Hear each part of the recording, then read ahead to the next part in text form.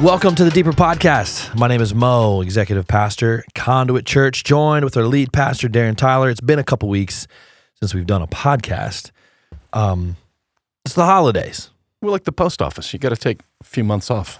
The post office is taking a few months off? Dude, the post office. New information. I'm just saying there's lots of holidays with which the post office closes. So I thought there was we're making up new ones. Their mantra was like through the rain, the snow, the sleet. It is, but it's not. But it's not. It hasn't been that for. I mean, I don't know how it is in your neighborhood now, but like if the post office, if any new house is built like after a certain date, they all have to go to like a community post office. Thing, yeah. I've seen these. That's definitely not ours. Yeah. It's new, and I tell you, so half our neighborhood, we get it delivered to our door, and the other half doesn't. And I was waiting for the pitchforks and the torches to show up, like for the inhumanity of not being able to get your mail at your door. They drive their golf carts over there. But, it hit me, I'm like, like anywhere else in the world, like it's a miracle that you could get something to just miraculously show up at your door. That's true. That was sent from somewhere else, but... Well, that was a tangent that wasn't worth taking at all. Other than we just took 2 weeks off like the post office. Well, the post office or the local, like the schools around here, take off. Yeah. To me, it seems like a really long time. Like the school breaks feel like longer than they used to be. Is it just me? It's just I think it's because the old man summer thing? is so much shorter, don't you? We used to get out like, you kids don't know this, but like Labor Day and Memorial Day were what bookended our summers. Yeah, So- Memorial Day in May.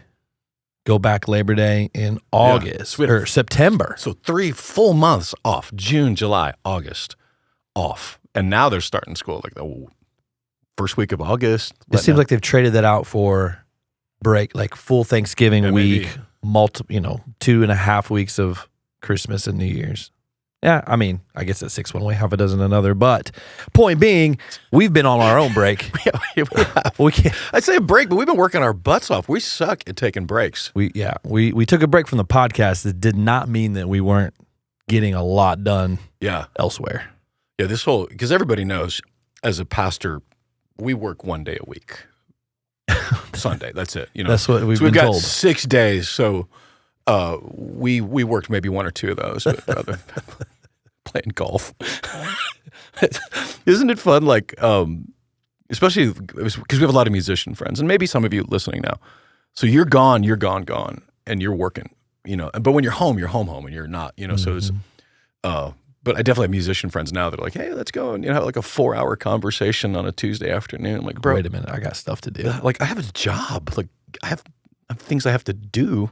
Sunday's coming. That's the phrase around here. Yeah, Sunday's coming. Yeah, and Sunday, that feeling starts at 6:21 p.m. on Sunday p.m. Immediately on the drive home from the 5 p.m. service, I'm already thinking about next Sunday. We're usually texting about it. Yeah. Like, okay. Yeah. Okay, we got to do this again. We got to do this again. 6.5 days. Say something thoughtful enough that made it worth someone waking up and coming in on a Sunday morning. So we got through Thanksgiving, Christmas, and New Year's, of course. Do you have a New Year's resolution? I just want to get it out there, just in case, just for accountability. What is yours? Oh, gosh. Dude, you flipped it on me already? Because I'm trying to remember what mine is. Okay, I'll buy you some time. Well, I preempted it. I guess my New Year's resolution is to keep the weight off that I've lost. Yeah. You look good. Thank you. Right? I have an unblemished record of heterosexuality. It's come up a few times. Yeah. You've stated that. Committed to that, yeah. But you look good. Thank you, Darren. We can see that on YouTube now. But if you're listening in, just know that Mo is looking good. Well, thank you. Well, the resolution is to keep it off. Okay. And then now that I've shredded X amount of pounds, I want to shred. I want to put on muscle. Like I'm stripped down the fat. Micah just went. Now I got to put on. I support this. Yeah. Now I got to put on some. All right. So what's the strategy? Muscle. What's the strategy for that? You going like throw some kettlebells with Micah here? Or? I mean, whatever it takes. Whatever it takes. My wife thankfully, I have an in-house personal trainer because that's what she does, and so she's putting a plan together for me that will not be enjoyable. And you, because you're married to the plan, literally cannot divert from it, right? Not really. Not without consequences. Do you get a vote? Like, Yeah, I've left a little wiggle room in there to be like, all right, babe, you're just toying with me here on some of this. Like, you're pushing it. Which gives her the wiggle room that if it doesn't work, I told you. I told you listening. so. You were, there's a loose. I know it's a great plan and also wrought with challenges. Yeah, and so that people know, you didn't get liposuction. You actually are following an eating plan. Mm-hmm. That is what? No sugar, no carbs. That's been the main thing, like completely wiping that out from the diet, which seems to be a bit of I hate to use the word fad, but there's been a lot of conversation in even the medical world, and even like mainstream is starting to pick up on this no sugar kick. Yeah. Thank goodness, because our food supply is jacked. Yeah, you sent me an interview. Was it Huberman Lab? Huberman, yeah. So I had been cursorily, gosh, I got to quit with words that I can't remember.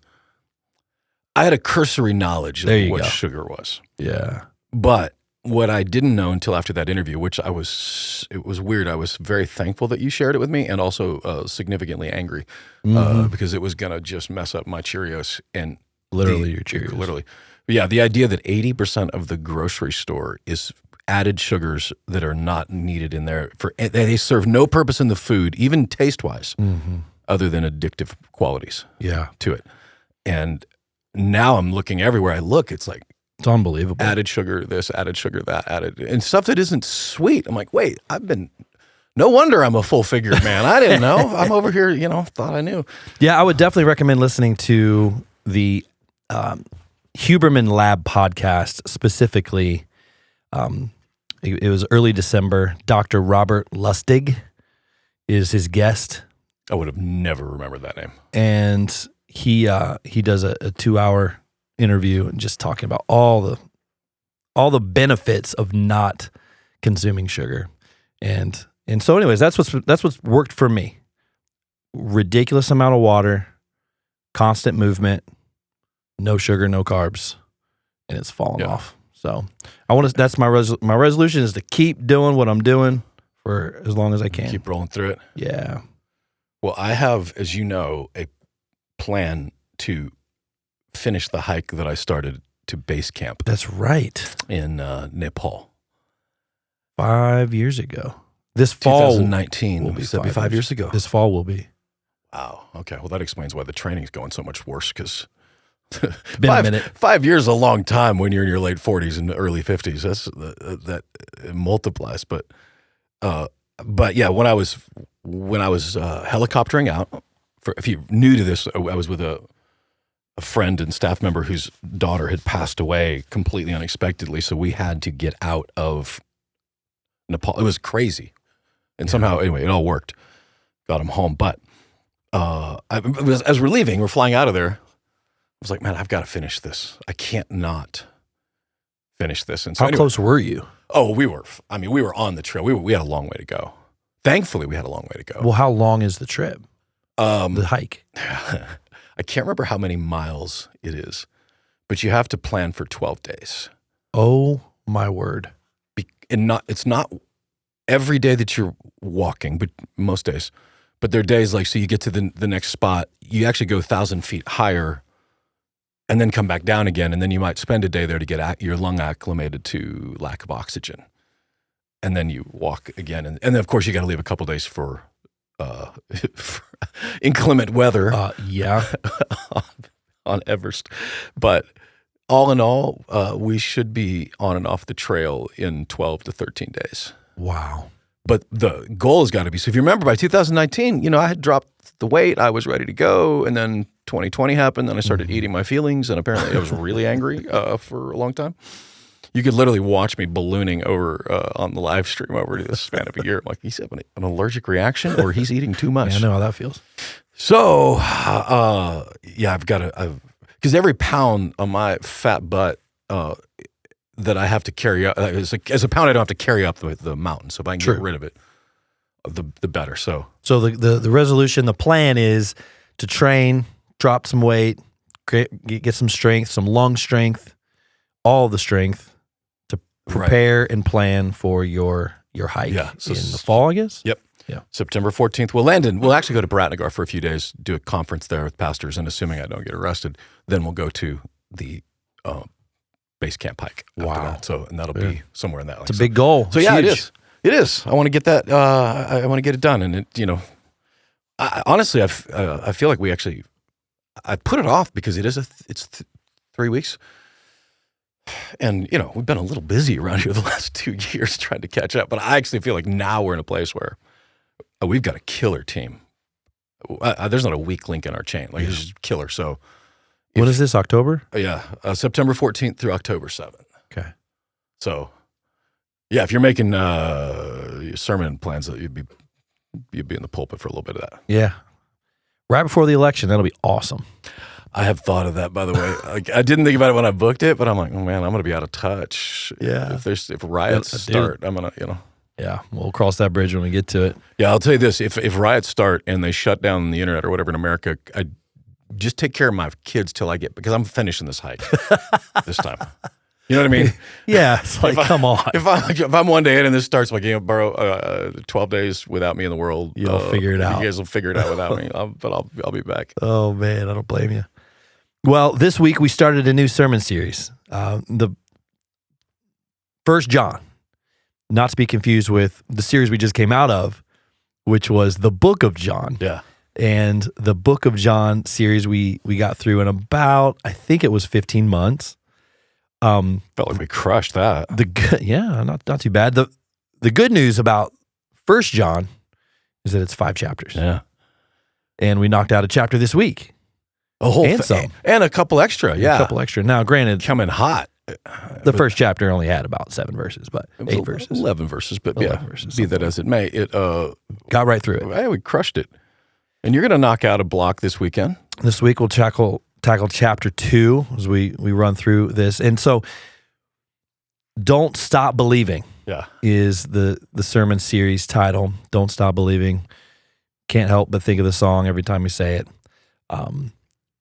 The main takeaway from chapter 1, fellowship with God, fellowship with others, and fellowship with the truth.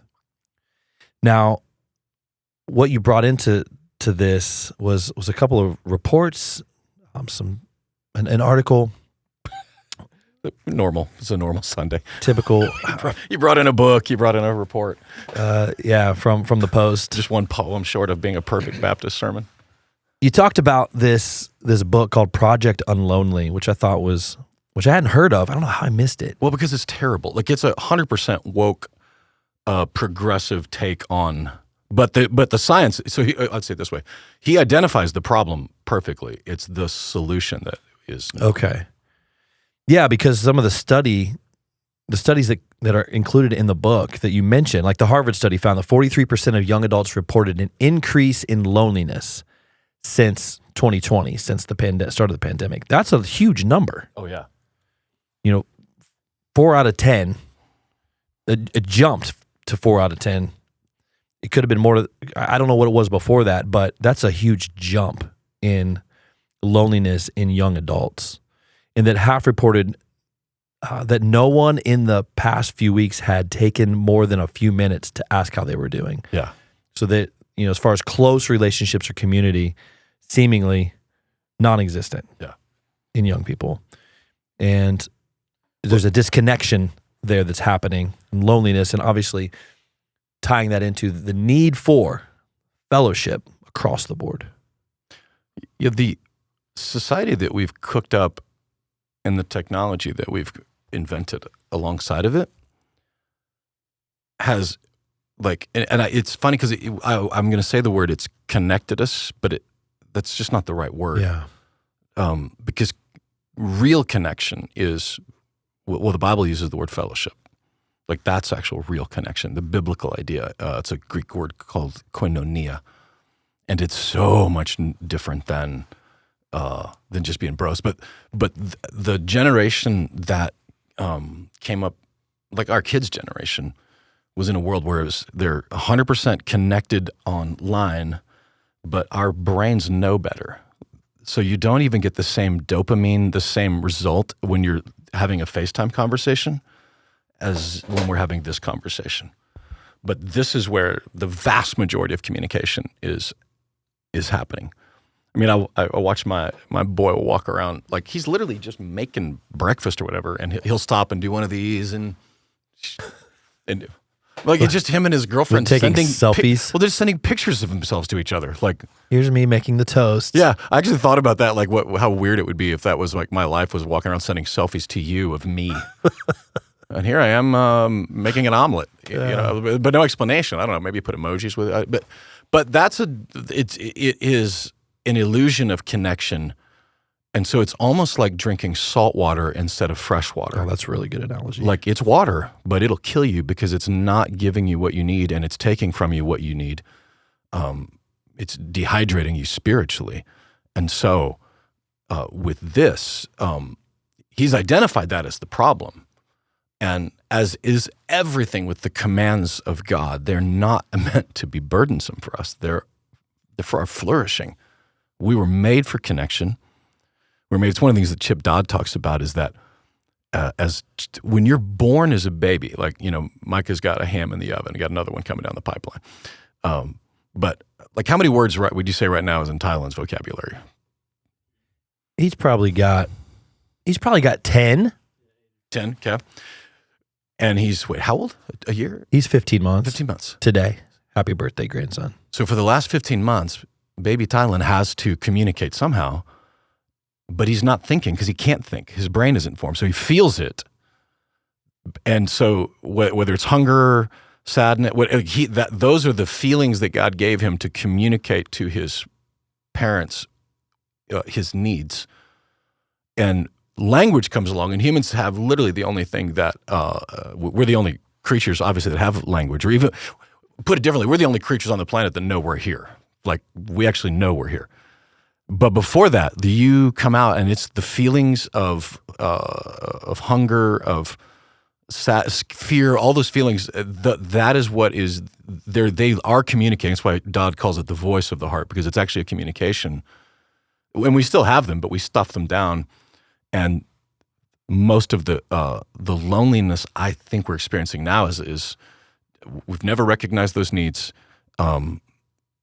and the very thing that we are using to try to fill that need that we can't even identify is actually poisoning us more than it's helping us. If you're using it for relationship, like if the internet is a tool for your relationships, it will always, has always, will never. Right, it's always going to fall short. Yeah. There was listed in here 3 types of loneliness, which I thought was interesting. Yeah, that was what jumped out to me. It's the only reason I even mentioned it, right? Because I'd never heard it so succinctly put. And it feels right. Like, yeah, it adds up. The 3 types are psychological loneliness, social loneliness, and existential loneliness. The psychological loneliness is when they don't feel like they have anyone to confide in or trust. Right. Societal loneliness is feeling systematically excluded because of a characteristic, gender, race, disability. I would add ideology. 100%. Which is, to me, like the most prevalent thing right now is this exclusion based on ideas. Yep. Existential, spiritual loneliness from being disconnected from oneself. Yeah. Having an existential crisis. Those are that was from again, Project Unlonely, Jeremy Noble. But those 3 you tied into, you know, Scripture and in the encouragement that we can find, in the meaning that we can find, in the purpose, and most importantly, the belonging that we can find through Scripture, specifically 1 John. Yeah, because when you look at what John is talking about, it's fellowship with God first, fellowship with each other second, and then he doesn't use the word fellowship, but he describes a fellowship. So it's fellowship with God, fellowship with each other, and fellowship with the truth. Yeah. I've got to have a knowing of the truth. Because if I can have a relationship with my wife, but if it's based on the false pretense of who she is or who I am, that actually is not a relationship. Then that means, that's in fact, a lot of psychological loneliness is literally just missing each other of like, I misunderstood you, you misunderstood me. So it's an actual lack of truth that brings psychological loneliness many times. Withdrawal, a lot of that's some people's mechanisms for coping is I'm uncomfortable, so I'm going to peace out. But they're not getting to the truth. But if you start with the truth, then let the chips fall where they may. We say that a lot, right? Like I just want to know what's true, whatever it is, and then let the chips fall where they may. That, those are literally laid out there in 1 John, chapter 1, and then into verse 2 and 3 of chapter 2, because he speaks specifically of what the real truth is of our relationship with Christ. I think the societal loneliness is a big one right now. Again, based on ideologies. I think I've talked to guys or, have conversation with guys that work in the workforce, secular workforce, Yep. and they feel like they're on an island. Culture has dictated what to believe and how to believe, and all things DEI and all things woke, rise to the top in major corporations, and as believers and Christians, they're in essence marginalized. Their opinions don't perhaps even matter or aren't considered. And even, I know Joel has talked about this, our youth pastor has talked about how students, they feel like they're in the minority with their belief systems in a public school scenario. Well, right? they should feel like that because they are. Yeah. So there's a loneliness that can come from that, to feel like, man, I am on my own on how I believe and what I think. Yeah. Yeah. And this is why we have a deeper podcast, right? Because I didn't get a chance to even cover this in much detail. But part of that societal loneliness comes from what you're just talking about, the ideology of it. And part of the ideology where society is experiencing a lot of loneliness is then, if you're not careful, you get into the victim mentality from that. Yeah. And when you look at the way he says that, excluded because of characteristic, including gender, race, or disability, the thing is, we've all got our thing that's happened to me. But if I'm carrying that around as the thing, then I'm more lonely, not less lonely, because everybody's out to get me. Everything's everybody else's fault. And again, so there's no fellowship with the truth in that. But if fellowship with the truth then brings fellowship with each other, because I know I'm not a victim. If you had something bad happen to you, in that moment you were victimized, but the decision to be a victim, that is yours. This is a terrible, harsh metaphor, but someone has a gun to your head, you're being victimized. The minute they put the gun down and walk away, and you're no longer victimized, now you get to choose whether you're going to be a victim or you're going to be a victor in that situation. But what I didn't really get to cover, and I really wished I could have, is that loneliness in and of itself is actually not a sin, and it's our gift from our Father to draw us back to Him. Like that, He put it in. We need the loneliness is my need for connection, not being fulfilled by the people or whatever I'm putting the weight of that connection on. And if I won't medicate it, if I won't ignore it, if I won't numb it through TikTok, Insta, whatever, if I'll sit in it, it actually leads me then to connection. Like it's a tool, but the problem, if you leave it alone and you don't deal with it and you stuff it and you medicate it and you TikTok it and you internet it, that's when it becomes just a disaster in our hearts of depression, anxiety, all those things that are happening. It's not like Stephen B. Hawking's The Theory of Everything for psychology, but it's darn close that loneliness is at the root of all of this. Well, and then Chip Dodd would, in his, in the feelings chart, the voice of the heart, loneliness is a truth. It's a feeling. It's a true feeling that we experience, and it can either be impaired or it can be a gift, right? The loneliness can lead us to, in health, the gift of loneliness is intimacy with others. Yeah. Right? That's what it can lead us to. And Dodd would use and it's not his, I don't know, I'll give him credit for it. Intimacy is into me, see. Like that's intimacy, is you are seeing me, I am seeing you. And that's the biblical understanding of fellowship, is that that's right. We're in this. And The impairment of that, though, the opposite side, Yeah. leads to apathy, which is so dangerous, to be apathetic. Right. And think about our society as a whole right now. Like the apathy, the complacency, if you were to like psychoanalyze a culture, you could say, yeah, that loneliness is it, man. That's the big thing, because all the symptoms of it play out like that. So apathy, I love Jordan Peterson in an interview once said, you know the way that I stopped, have you heard him say this? The reason protesters stopped coming to my talks, he said, because I started doing them in the morning. And he was dead serious. That's amazing. That the protesters at universities were fine to protest as long as it wasn't before noon. Wow. He hadn't done anything different other than he started doing them in the morning, and all of a sudden the protesters stopped showing up. They don't because care they enough couldn't to wake get up. up. So it's apathy, man. It's loneliness. They'll get to it when they get to it. Yeah. Gosh. And it's so wild because the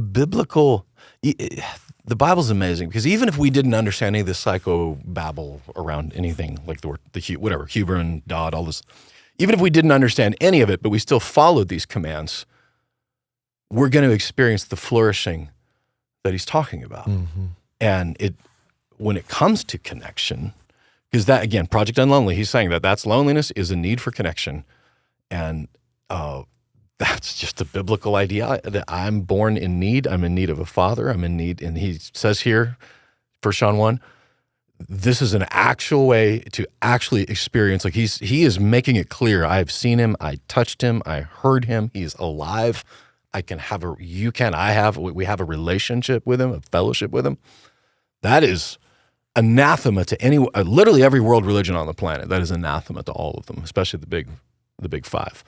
But he, in the Word, gave us a game plan, and I guess we could talk about it now. But the thing that breaks it all down, which, when you use only the psychoanalysis of it, then it actually can put you in the victim thing again. Well, I had a hard childhood, and so I'm scared to reach out, and now I'm lonely because of that, and so it becomes a medical thing or psychological thing. But John doesn't leave room for that. He actually calls it sin.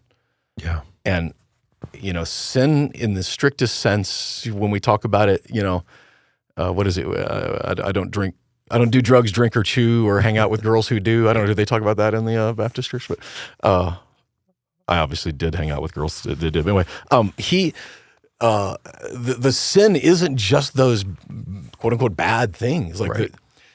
So at some point, like your childhood, my childhood, things happened that sort of wired my brain a certain way, but it doesn't give me an excuse to treat my wife poorly just because I was treated poorly. Yeah. So that's actually called a sin, and it needs to be repented. And he talks about confession, and confessing. I think it's James 3, confess your sins one to another, James 1, 2, 3, one of the James ones, that you might be healed. It's just that simple. Like, hey, confessing to each other, confessing to the Father, and you go back to intimacy. Like, that's all it is. It's that hard and it's that simple at the same time.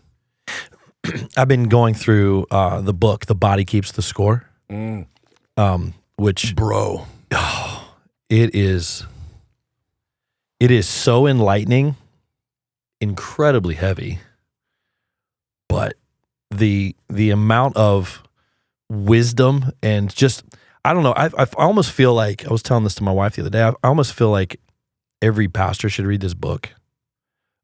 Yeah, right. To give insight into where everybody's coming from, potentially. But The Body Keeps the Score. I don't have the author's name in front of me. It's a long last name. It's almost unpronounceable if I remember right. I don't want to try to guess, but I should know it. I've given that book away to like 6 people. I should know the author's name. But there's so much incredible information in the book on how our body responds to these things that we're talking about. Traumas specifically. How it holds on to. It holds on to trauma. How the physical body, not just the emotional, but how it manifests through our physical bodies. Yeah. Through sickness or pains and all kinds of things, like the whole gamut, the whole spectrum. definitely recommend it. It's Bessel van der Kolk. Yep, see, 100% unpronounceable.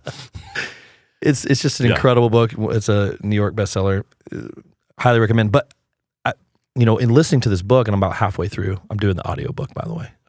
I just do it way better. 1 speed, 1.0? Maybe like 1.25. Yeah. And you'll get faster. Yeah, probably. I got to train my brain. I feel like there needs to be an addendum to this book, though, for society as a whole from the past 4 years, like how the body has kept the score on how we went through the COVID years.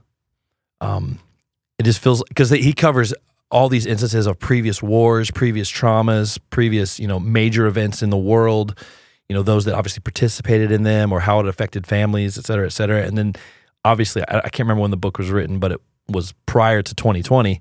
Mm-hmm. It just feels like, man, I would be so curious to know the psychology now of how the body is keeping the score in us from what we've gone through as a world globally. Yeah, that's a really astute observation, because something that happened that was global, that has never happened in history of humanity, was a push to isolate from other humans. Right. And intentional, created loneliness. Right. As if that wasn't going to have negative repercussions, right? As if, but you're right, globally, what did that do? What is it doing to people that they're still holding on? So the premise of that book is that you don't deal with the trauma, the hurt, the whatever. Your body holds on to it, and it makes so much sense. It's like, of course it would.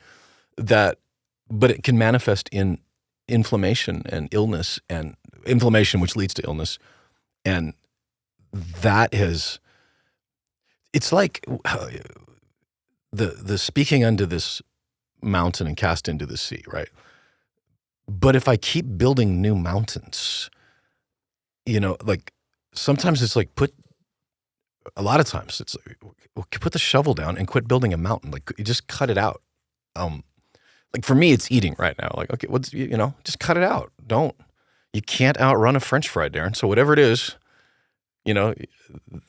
Man, I can't remember the last time I had a French fry. I know. Got to stay strong. I'll say it's been about 3 weeks for me, and good job. I've almost lost track of my mind now, because that French fry sounds so like a McDonald's, like a fresh McDonald's fry right now. Oh, with an ice cold Coke. Oh, that's making my scalp drink. My scalp is tingling. Stop. Okay, I'm done. Satan, be removed. Rebuke that. But it holds on to, in a way, that's sickness. So when you go back to confessing your sins one to another, that you might be you're healed. Like it's literally, the Bible is just, we didn't explain it, with physiology, but that it worked. That's what we were designed to do. And the church ought to maybe, I hate the word should, but I guess I'll use it because I can't think of another one. But the church should have that as like our designer, our calling card, that we are in connection with each other. And I guess I can say this and we can edit it later if it turns out that it's too harsh, but if we don't recognize the sin, pride, whatever it is, that is keeping me from that connection, right? That's the fellowship with the truth that then brings me the fellowship with the Father and with each other. But if I don't have that, it's like the truth, the church has got the corner on the market on this thing. And maybe you mentioned it and we never really, I guess, talked about it, but the marginalization that many people are experiencing in their work right now, if we will allow it to, that loneliness will drive us to connection with other brothers and sisters in Christ. Like, I often romanticize Acts chapter 2. They were together, they were sharing, they loved each other. So that's such a romantic notion, right? And they were there because they were so persecuted and so marginalized that they couldn't go anywhere else. Yeah. The book of Romans was written to the Christians in Rome that were in the ghetto and you read the language of how they loved each other and what they, So there is a gift in this for each other that I don't know if we would do it any other way other than through, the fellowship of suffering. When the family, the Sokicks, when they just lost their little girl, a couple last month, December, there was intense suffering, and this is their story to tell. She shared some of it online, so I feel comfortable. But there was also a fellowship of the suffering that they had together that was beautiful and it was brutal, like at the same time. I don't know how else to explain it. That's what the fellowship that he has promised us. And when you look at Phil and Vanessa, they were, how do I say this right? No one is ever ready for this. But they were as positioned as well as anybody I could have imagined because of she has a fellowship, he has a fellowship with the truth, fellowship with God, fellowship with God's people. So they were prepared in a way that most are not. And you don't want to wait for a tragedy and then try to catch up, because you can't make fellowship up overnight. It's a process. Waiting until the tragedy happens, it's too late by that point. But going into a tragedy with fellowship is it's beautiful and it's brutal. Yeah, I think position's the right word. They were positioned correctly in a place that when it all comes crashing down, they had community. Yeah. And I think that's the biggest solution to societal loneliness that I see play out on a daily basis is our church community. Yeah. Small groups, teams serving together, getting to know one another through the excuse of serving together on a Sunday that spills over into relationship throughout the week. Yeah. I love that. I love seeing that. Isn't it? Yeah, I almost feel like an old grandpa. Like when you see pictures online of people in the church family getting together for whatever group, I'm like, oh, it's very satisfying. Not that I think you're my kids or grandkids, but it just has a feeling of, man, I'm proud of my family. Yes, I completely agree. You put this quote up there. I'm going to switch gears just here a little bit, but it's the Jordan Peterson quote at the end. Oh man, a harmless man is not a good man. A good man is a very dangerous man who has that under voluntary control. Oh, I love that so much. There's so much there. Of course, Jordan would say something like that. Didn't it, like the minute I heard him say it out loud, I was like, I wanted to run through a wall. Yeah. Because he's onto it. And so the reason why, if you were to look at his, I guess you call it a fan base, statistically, it's vastly disproportionately male. Yes. Right.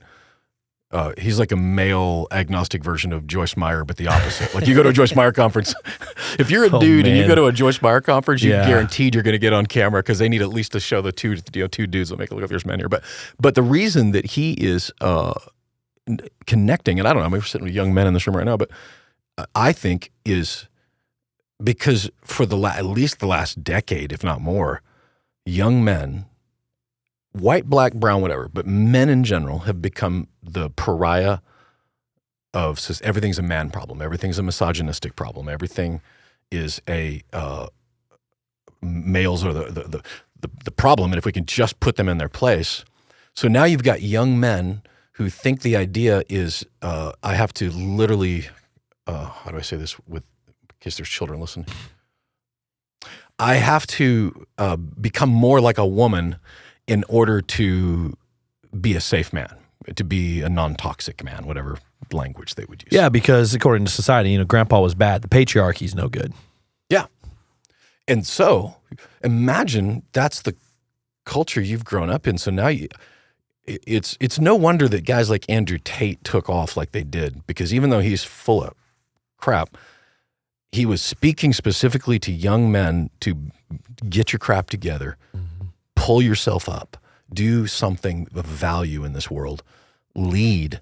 And by taking that out, when you talk about the societal loneliness, existential loneliness, that just hits young men in the core of that. But what I was attempting to say with that was that the sin is the acting on, being like abusive, being like, you don't want a husband that is obviously abusing. Like, and I in the 5 p.m., I felt a real strong urge just to say, if you're beating your wife, don't. Yeah, I'm coming after you.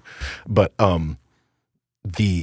that's not what it is. What it is if you are dangerous. Because here's the thing: the truth is, right now, my job in my home is the same as Pastor Williams' job in West Africa, as LaFleur's job in Haiti, and that is if something goes thud in the night, I get up and I go check it out. right. That's part of the masculine role. We want young men who can access the masculinity and the strength that God gave them, but then restrain it, back to the sin part, restraining it in the name of the gospel. And when you look at Paul, John, I mean, I love it that John, they called the apostle of love. He's the guy that said, call down fire on Samaria. Like they were called the sons of thunder. He wasn't true. He wasn't a pansy by any means. Yeah. And so you see in John a masculine strength, tough as nails, but he has it under control. And and you see it in his life. He won't quit. He keeps going. They couldn't kill him. They couldn't boil him. They couldn't exile him. He wouldn't quit. And there's something in that of masculinity for young men that's whatever society is telling you, it's a lie and it's poison and it's seawater, not water for your soul. Well, speaking of a good man is a dangerous man who has it under control. Can we talk about your trip you're about to go on? So that could be a dumb man who doesn't have it under control. This could go one of two ways. Yeah, tell us if it's okay. I think it is.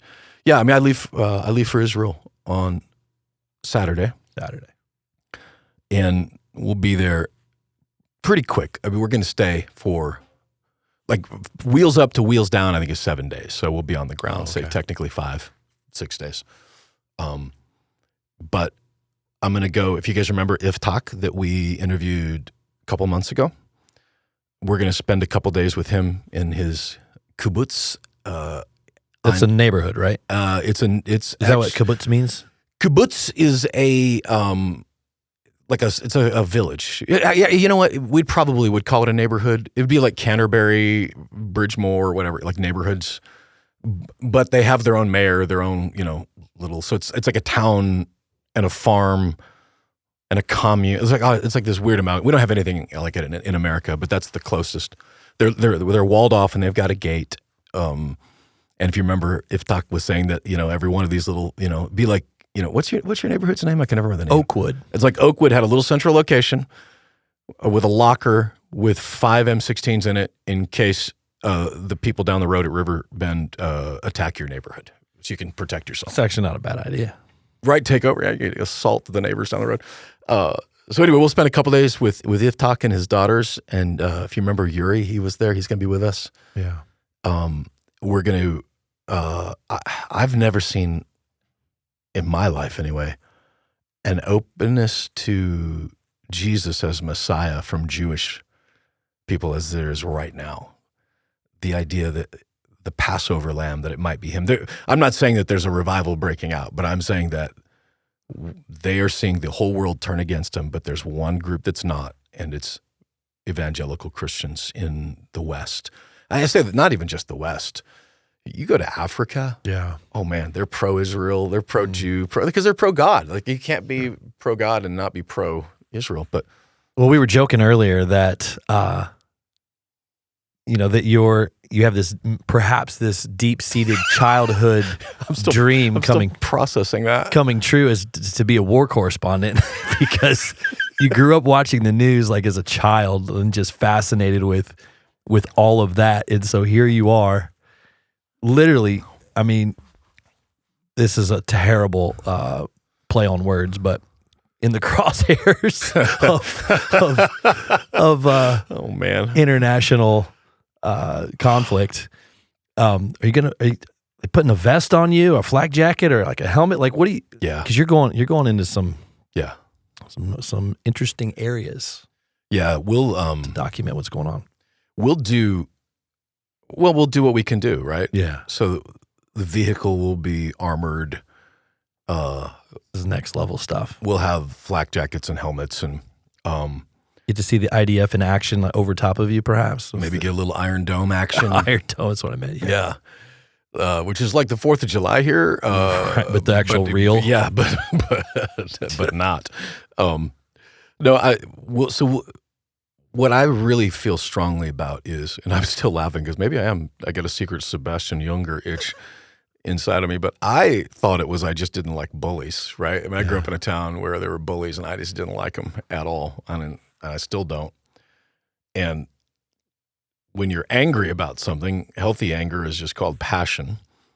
And I'm very passionate about not letting bullies tell us where we can and can't go, what we can and can't do, whether that's our president or the leader of Hamas. I don't care. Like, we don't take our orders from governments or terrorist organizations. Yeah. And and I think we've already sent 180,000. By the time I get there, it'll probably by the time I get there, we'll have wired another. We've raised 210,000 so far. Incredible. And we're going to spend time with the families that we're financially supporting. That's good. And let them know that we love them. Jesus, even though they don't believe he's Messiah, loves them. And we got their back. What if you could give us just a quick snapshot, perhaps, as we wind down a little bit here, the current situation in Israel. I don't know if you know this today. I read this right before I stepped into the studio. Secretary of State, is that Blinken? Blinken, yeah. Yeah, he met with Abbas today. Mahmoud Abbas? Uh-huh. Where? I'm not sure. Leader of the Palestinian Authority, of course, to discuss involvement in post-conflict governance and future reconstruction efforts. They sat down today. Interesting. The picture is interesting because they're like super far apart. It's almost like it looks like a COVID picture. What was that? Putin and somebody else when they met, it was like so far apart.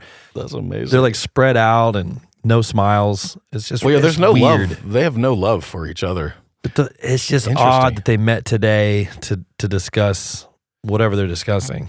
Well, the only way, on paper anyway, that they can move forward is for PLO to be actively involved in Gaza. If you listen to this podcast, you know this, but if you're new, you may or may not know this. Gaza is part of the Palestinian territory, but since 2006, the West Bank and Gaza, which are separate geographically, one is ruled by PLO, the other is ruled by Hamas. And Hamas is a terrorist organization enough that for years, and I think to this day, Abbas, who is technically the president of, or prime minister, whatever they call them, leader of Palestinian people, cannot go to Gaza. It'd be like Biden can't go to Texas. They don't like him at all, and they'll kill him if you go in there. So as much as Abbas wants Israel overthrown from the river to the sea, there's a split inside his own government, his own people, as to who is going to be in control. So when Hamas took over in Gaza, that was when the walls went up. That was when sorry, I'm knocking over the furniture. That was when all the protections went into place, because these guys are a straight up terrorist organization. It's ISIS in Israel. Any legitimacy that's been granted to them is either blind stupidity or blatant dishonesty. I'm trying to catch up to see if there's any new information on this meeting. This literally happened within the past hour or two, so I'm sure we'll get a report here shortly.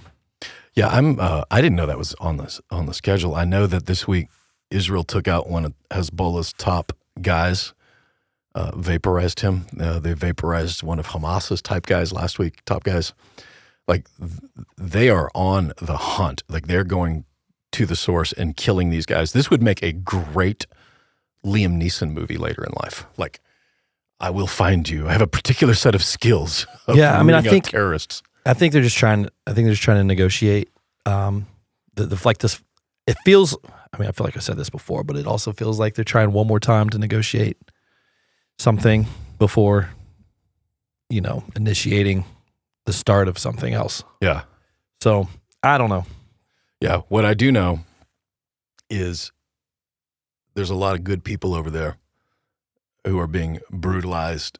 There was a New York Times article, believe it or not, actually outlining the atrocities that were verifiable from October 7th and what these guys did to women in particular.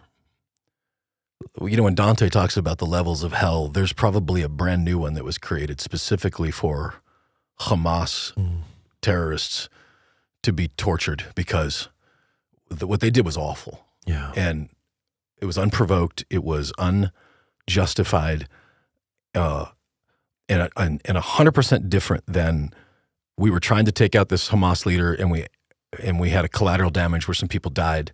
Terrible, but it's different than we went and specifically targeted these women and children to do terrible, terrible things to them before we killed them and after we killed them. So we're going to go. There's a couple of pastor friends of mine that'll be with us. Todd Lampier will be there. We're going to be just missing Michael W. Smith. He gets there like almost as I'm taking off. He'll be landing. I'm assuming he's probably not going to be in a commercial flight. Like he's probably not going to be in the center of an El Al flight. But anyway, he'll be there with Franklin Graham the day after we leave. And a whole other group of Christians that I know. Allie Anderson from our church is going to be there the week after I'm there. Like when I say that there's an openness to the gospel, there's also an openness of courage to Christian leaders to go there, be seen there. My goal with Caleb is to get as many interviews as we can, as many stories as we can to tell the truth about what's happening. And the only way, and so maybe it is the correspondent. Maybe that is it. Maybe we just got to the word correspondent thing because I just want to tell the truth about what's happening. And I don't even have to tell it. We'll just roll the cameras and let the people tell the truth. Yeah, that's good. Just one final thing here before we wrap. Could you speak? We're about to go on an adventure as a church family for 21 days of prayer and fasting, and I think it would be helpful to those that are listening to maybe just hear from you specifically on what it means to fast and the different, perhaps not different types of fast, or just the heart behind fasting in general. Yeah, it's. We're doing a prayer and fasting, so perhaps you choose not to fast over the 21 days. That is totally fine. But we are together, at least going to be devoted and dialed into praying together as a church over the next 3 weeks. And then this added element of fasting during this time. Maybe speak to what that could look like for people. I love Lisa Bevere's quote about it, which is, diet will change the way you look, but a fast will change the way you see. That's really good. Yeah. That's why Lisa sells 10 million books and I sell like 1,000. But it's so true that is fasting. And again, we say this a lot, but like all of God's commands, they're for our flourishing. And these last few years, especially intermittent fasting, this is all from the secular humanists of it. Like they see the genuine scientific benefits of abstaining. This is actually physiologically how we were designed to do this, to live. But if that's the only thing we're doing is for the physiological part, that's just called a diet and it'll just change the way you look. But when you combine that with the spiritual element of it, it literally changes the way you see. The scripture is full of stories of, it was an assumed part of the life.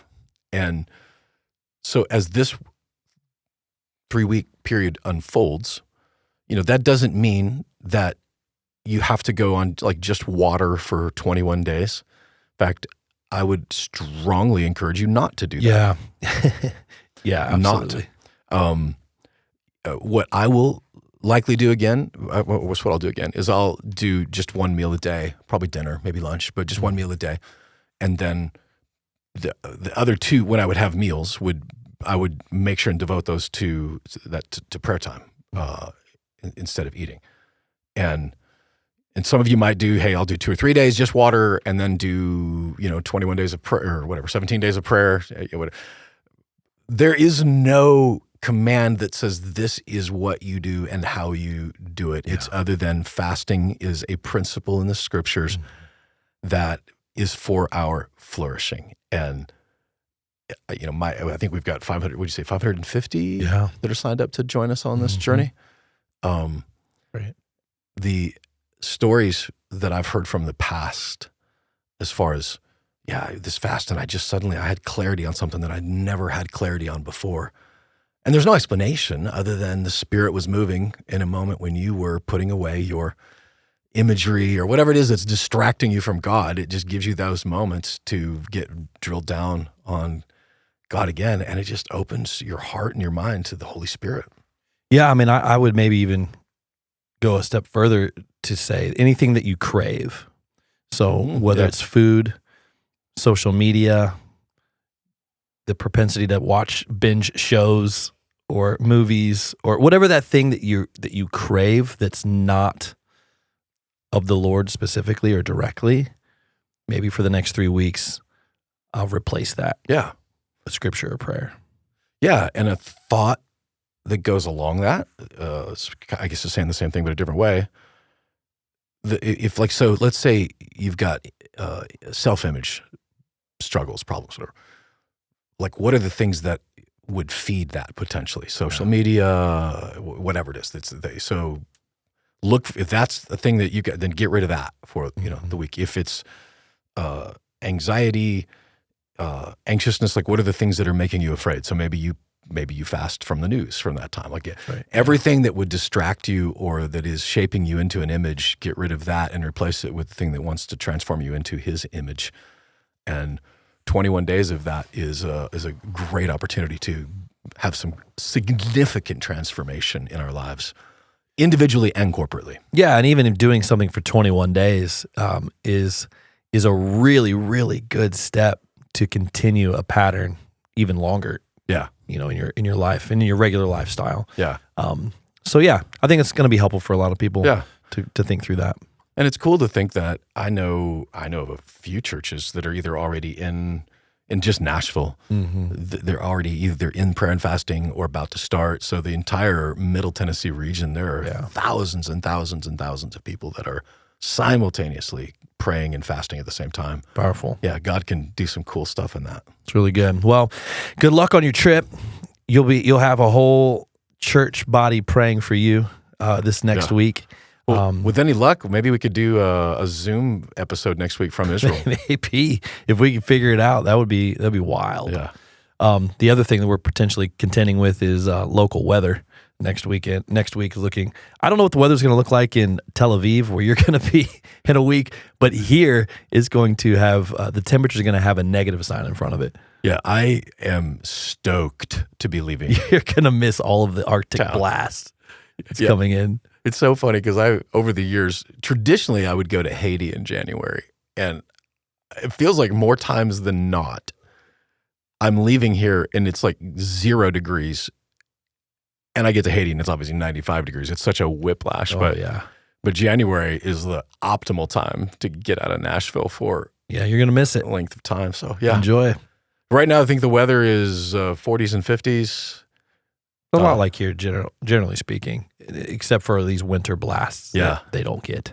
Yeah, they do up on the Golan Heights. Like, we missed a major snowstorm last year by like a day. Oh, wow. We saw it coming, so we, Catherine, our guide, she's a female Mo in Israel. So she saw it coming, and so we switched our routing and did the Golan Heights the day, and the next day, like all over the news is like bulldozers and people trapped on the mountain. Well, if you haven't bought your sleds yet, or you haven't bought your salt and your shovels, it may be time to do that. Now, you know how it goes around here. They'll call for 5-6 inches of snow, and we'll get squadoosh. We'll get nothing. But what for sure we're going to get is really, really freezing cold weather. Yeah. Thank you for joining us for this week's podcast as we dive into this new series, Don't Stop Believing. If you missed the teaching from last Sunday, of course, you can go back in our YouTube channel and find that. Find it on anywhere you listen to podcasts. You can find it there as well, obviously in audio form. If you have any questions and you want to know more about what we're doing here at Conduit Church, conduitchurch.com. And we're just so glad that you joined us. Have a great week.